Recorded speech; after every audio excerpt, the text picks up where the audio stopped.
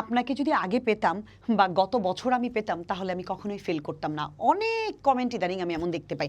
যেমন 25-এর মনে হয় কি স্টুডেন্ট আছে কোনো কারণে গত বছর ফেল করেছে, বিশেষ করে ম্যাথে বা ধরো এমন বিশেষ কোনো কারণে।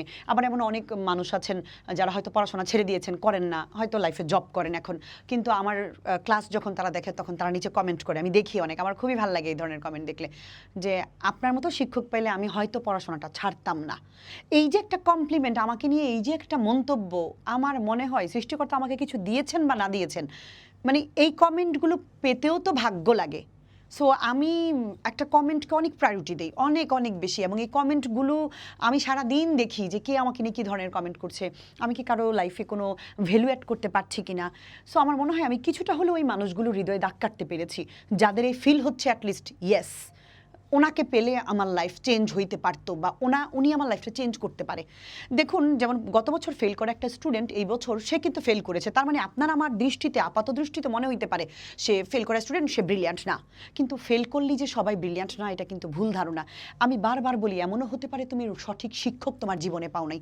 দেখুন, শিক্ষক অনেক আছে আমাদের সমাজে, আমাদের আশেপাশে, এমন ভিড়ে, কিন্তু আপনার মতো করে, আপনার জন্য, আমার মতো করে আমার জন্য সঠিক শিক্ষক হয়তো আমি পাইনি, নাই পাইতে পারি, হইতেই পারে এরকম। সো এখন অনলাইনের যুগে কিন্তু এটা সম্ভব। আপনার এলাকায় পান নাই, আগে আমাকে কেউ খুঁজে পান নাই, আপনি পান নাই, কিন্তু আপনার আত্মীয় স্বজন, আপনার পরিবার, আপনার সন্তানকে যেন এই কথাটা বলতে না হয়, বা আমাকে পাওয়ার পরও, এই ভিডিও দেখার পরও যেন আপনার মধ্যে ওই দ্বিধাটা কাজ না করে, এবং আপনার সন্তান যেন পরের বছর না বলে, ইস যদি ম্যাডামের কোর্সে ভর্তি হইতাম, যদি ম্যাডামকে আগে পাইতাম। যার চলে গেছে গেছে, কিন্তু যেটা সামনে আসতেছে তারা যেন না বলতে পারে।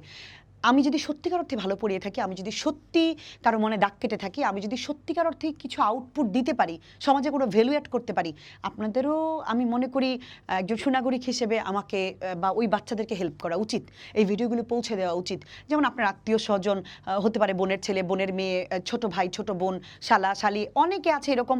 যদি আপনি আমার ভিডিও দেখেন, ওরা হয়তো দেখে না, ওদের কাছে কিন্তু আপনি পৌঁছে দিতে পারেন। অথবা আপনি আমার কোর্স কিনে গিফট করেও তাদেরকে দিতে পারেন। গিফট যে শুধু জামা কাপড়, খেলনা, পুতুল হইতে হবে এমন না। গিফট কিন্তু একটা কোর্স তো এখন গিফট হইতে পারে। আপনি তার জীবনে একটা ভ্যালু অ্যাড করলেন, তার লাইফটা চেঞ্জ করে দিলেন। হইতে পারে সে শিক্ষক না পেয়ে নাকানি চুবানি খাচ্ছে, এই জায়গা থেকে তাকে বের করলেন। এর চেয়ে বড় সওয়াব বা এর চেয়ে ভালো দিক নির্দেশনা বা ভালো উপহার আমার তো মনে হয় না আর কিছু আছে।